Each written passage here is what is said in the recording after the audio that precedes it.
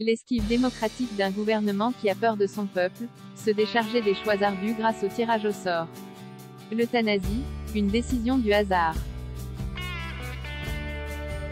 C'est devenu une alternative démocratique que de confier au hasard les décisions qui devraient relever du président de la République, de son gouvernement ou du Parlement.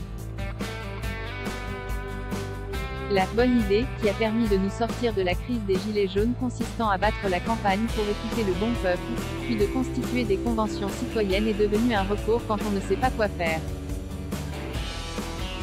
Voilà qui permet de gagner du temps et de ne pas porter la responsabilité de ce qui sort de ces réflexions, quitte à choisir après ce que l'on supprime.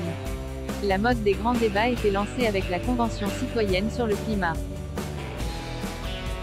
La solution désormais est de tirer au sort ceux qui vont contribuer aux plus grandes décisions concernant le pays, ce que proposait d'ailleurs la Convention citoyenne ne fut heureusement que partiellement repris dans la loi climat.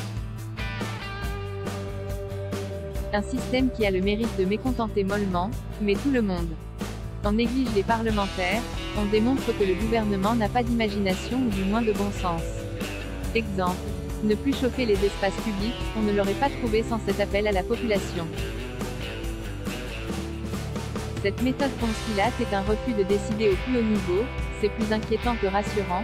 La démagogie consistant à faire croire que les citoyens savent mieux, au nom d'une démocratie directe inspirée des réseaux sociaux est affligeant, voilà qui n'incite pas à aller voter.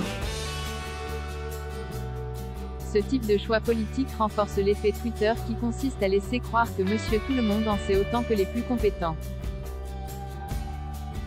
Aujourd'hui c'est le discrédit jeté sur les scientifiques, sur les professionnels de tous les secteurs, parce que, je le vaux bien. Ce choix de créer des groupes pseudo-représentatifs de personnes, est plus grave encore que le sujet lui-même car cela signifie que nous basculons vers une forme de wokisme et d'équivalence coupable. Par ailleurs, c'est l'aveu que l'on a peur de la rue, c'est donc la meilleure façon d'encourager les opposants puisqu'on a peur d'eux.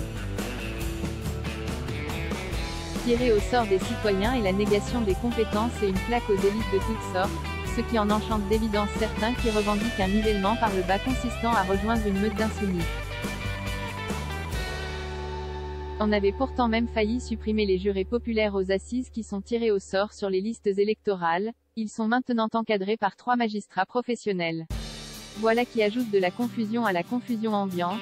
Aujourd'hui, c'est notre fin de vie qui va être tiré au sort. Avec un comité de gouvernance nouveau qui acte de la méthodologie TSIC, et que je t'embrouille un peu plus. L'euthanasie, quelles qu'en soient les formes, est un grand sujet de société, mais justement faut-il laisser cette réflexion fondamentale et ce choix au hasard? Que par la suite l'on consulte le personnel soignant spécialisé, les malades eux-mêmes, les familles. Oui, c'est nécessaire pour ajuster la mise en œuvre. En général, nos élus ne sont-ils pas supposés nous représenter?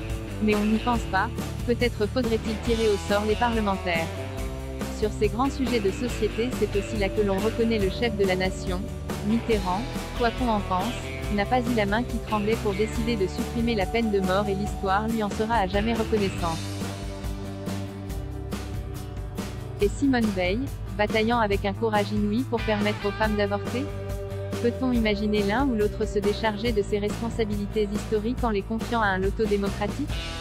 N'est-ce donc pas l'occasion pour Emmanuel Macron de se comporter en vrai chef d'État, en choisissant en son âme et conscience d'autoriser ou non l'euthanasie?